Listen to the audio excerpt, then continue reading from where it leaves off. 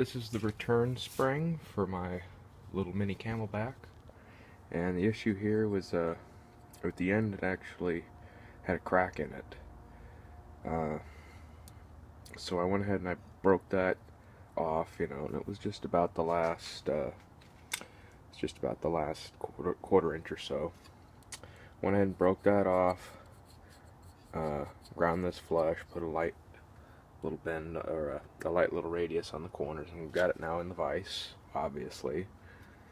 And we're preheating our antique blowtorch right now. We need to come in here and heat this, and we need to give it a bend so that it can hook into the spring barrel. I call it that for lack of a better name, and that's what we call it in watch and clock making. But the vise here, the way this is set up like this too, is because this big old vise is going to act as a heat sink, so we're not going to ruin the temper and the rest of our spring trying to heat this up and work on it. Alright. As you can see here, we've curled the end of our spring over.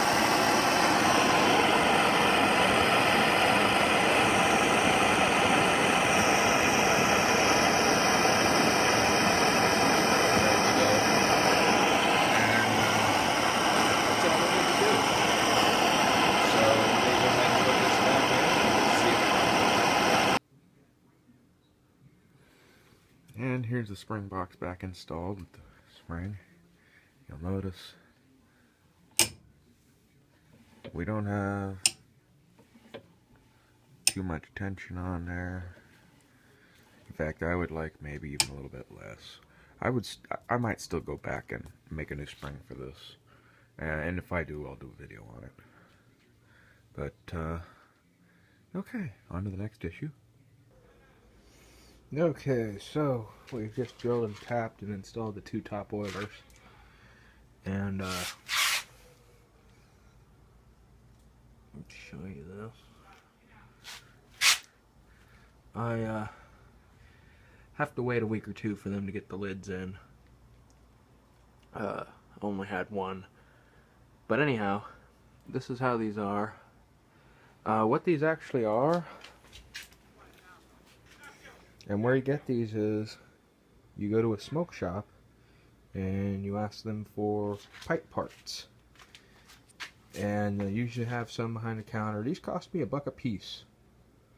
They're all nice solid brass, got the correct threads. They have these nifty little lids on the top, and you can ask them, you get a screen and you can put a screen inside there. Cheap, effective wick oilers, and they look darn good to boot. $1 a piece. Well, and I think it's probably another $1 or 50 cents for the lid there, but okay. We're getting close now. Gotta get the third oiler in. It's gonna go right there. See you in a bit. Situations like this, trying to drill this straight and plumb, that won't fit. This is what everybody should always have, you trusty old bit brace.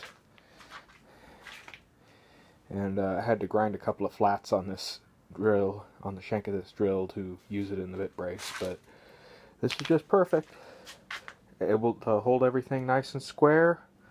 Of course, the hole was already piloted, but so yeah, the hole was already there, so I was just widening it to the tap drill size for 1/8 inch and PT, National Pipe Thread. This is perfect. Has the ratchet on it, so you're back and forth. Yeah, that was my great-granddad's drill. Here's another one that's good to have around the shop. Surprisingly handy for little applications. I actually started out, I wanted to use this, but that bit was just a little bit large to turn with that. So, anyhow, we've got our 3 brand new oil cups.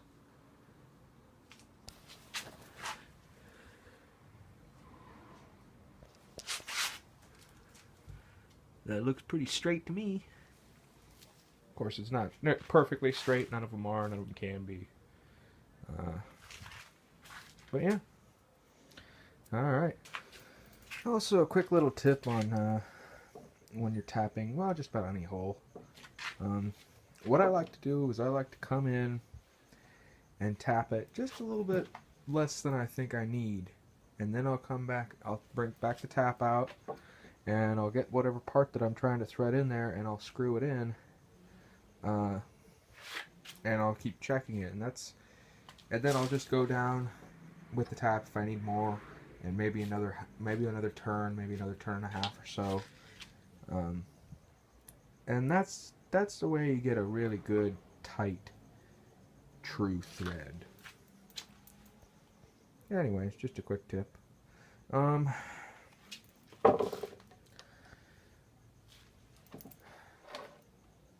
Yeah, alright. Well, that's about it, I think. I'm going to start putting this back together in a minute and getting some new oil in it. Gotta put some wicks in the oilers, of course. And we'll see you in the next clip. For the wicking in our new oilers, I've just got this little piece of microfiber shop towel I cut out. And what we're going to do is we set it in there. I'm going to take the shank of this little drill and try and get it centered, and then just push it down and pull it up. And I don't think that actually seated the way I wanted it to. Yeah, it didn't. Try that again. There we go. Whoops. Okay.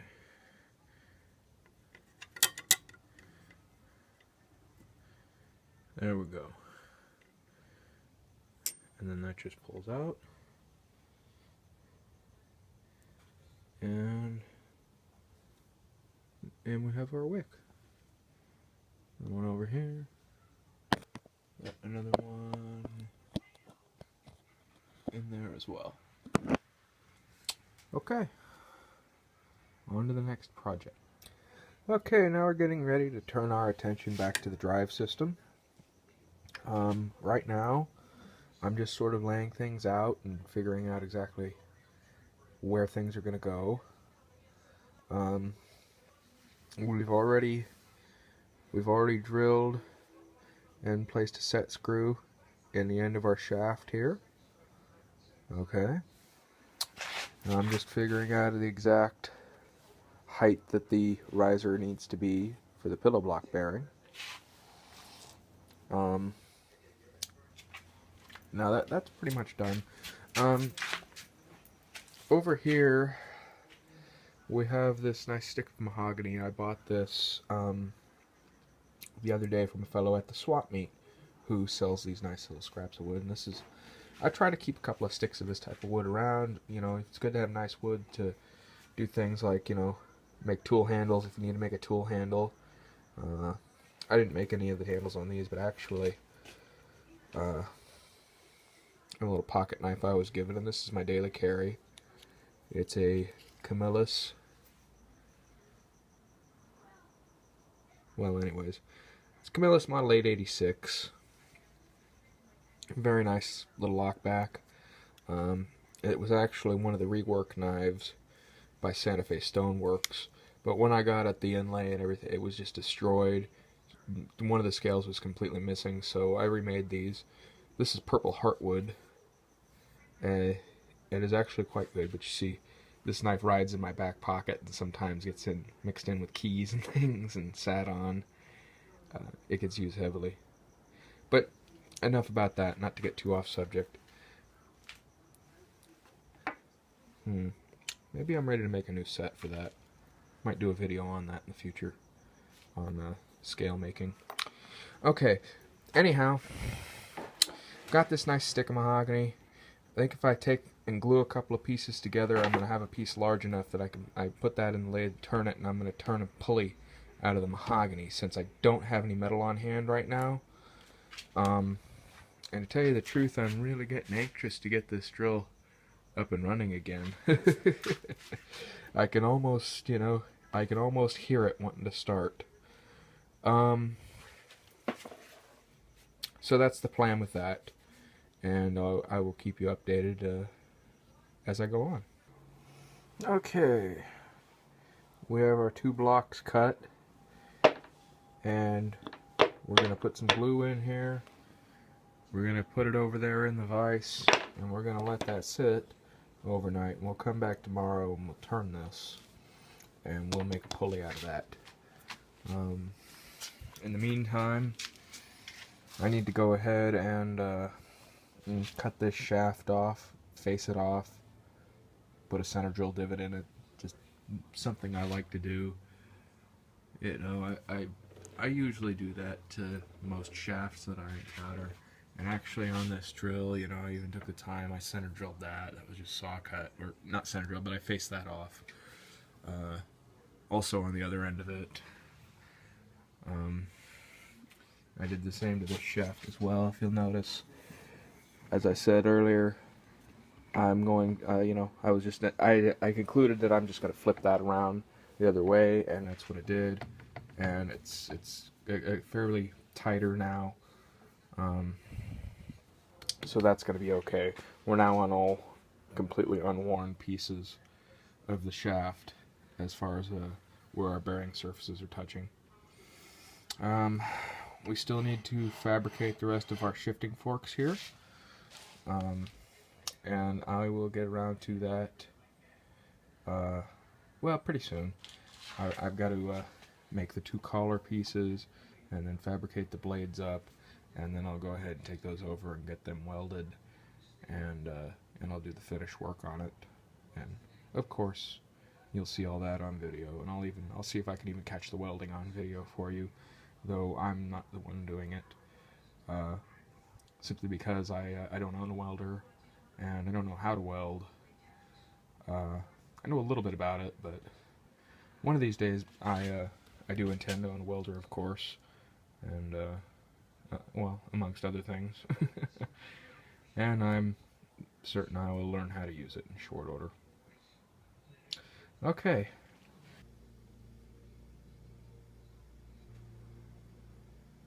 Well, that does it for this edition. It's the next day, as you can see, and we've got our 2 blocks of mahogany here nice and solidly glued together. We're going to take them over to the lathe soon, and I will show all that. I'm going to show the setup I've come up with for turning this on here.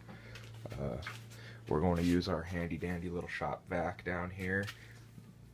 These are fantastic, by the way. I love just this little small shop vac. It's powerful. It's some kind of no-name brand. You know, I inherited it, but it served me well.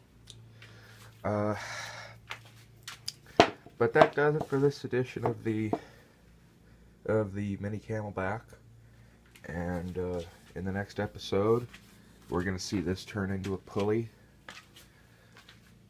We're going to see it go on here. As you can see, I've cut this shaft off now, and I've just been doing a little more arranging and figuring out how things were going to look and just how things were going to go. We're going to have to turn our attention to getting some power to this motor fairly soon. And of course, we still have the shifting forks to complete. But I hope you've enjoyed. You know, if you like these videos, like them. Have something to say or have a question, leave a comment. And if you want to see more, please subscribe. You know, I've got a lot more stuff I'm going to start putting up. A lot of little projects, antique tools, and just things of that nature. And like I said, if you have something to say or anything, please leave a comment, or let me know what you think. You know, I'm here on the YouTube as much to learn as I am to teach what I've learned. So, have a wonderful day.